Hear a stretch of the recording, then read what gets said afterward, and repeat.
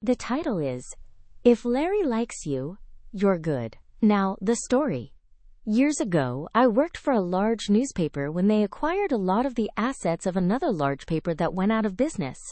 I was a temp in the HR office. It was sad to see so many people come in from the dead newspaper to try and work for the other paper. My job was to gather the resumes, give them a handout of job resources, and to direct them where they could apply for all the benefits that they may be eligible for. When my boss, Larry, saw me waiting outside the building in the morning, they asked why I was there so early.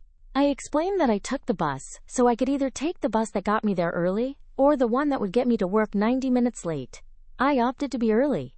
Larry agreed, and they changed my hours to allow me to arrive earlier and leave earlier. It worked well, because I could get a lot done for the office before people arrived.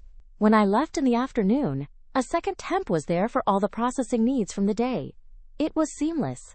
Larry called my agency and extended my contract from 6 weeks to 6 months. They wanted to make me permanent, but there was a process to be followed. Larry sent a memo to everyone concerning my schedule, explaining my schedule needs. A manager above Larry, a man named Jack, told him that he couldn't show favoritism to me, and I needed to comply with the assigned schedule, or be replaced. Jack then told Larry that there were no allowances for scheduling special needs of employees. The next day, my boss, Larry, told me all this, and asked if I could get a ride in the morning so that I could be in on time versus early. I tried my best. I was unable to do so.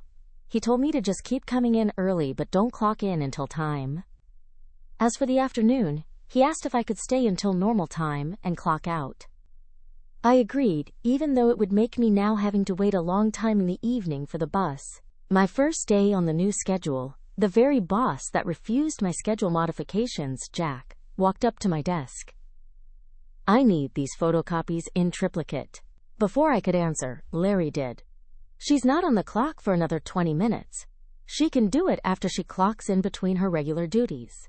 Jack said, She's on the clock. She can work. Larry replied ever so sweetly, No, she's not. You said no schedule modifications. She would have been on the clock, but she's not, now. Jack asked to see Larry in the office. Larry agreed, and I could hear raised voices. I kept reading my book, quietly, but watching the time. Just before I was to sign in, Larry called me in. Effective today, you're to go back to your schedule that was modified. I nodded, clocked in, and made the copies before people began arriving. Larry would eventually climb the ladder there, taking over the position Jack held.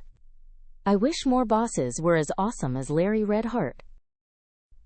Sometimes, following instructions is the best revenge. What would you have done?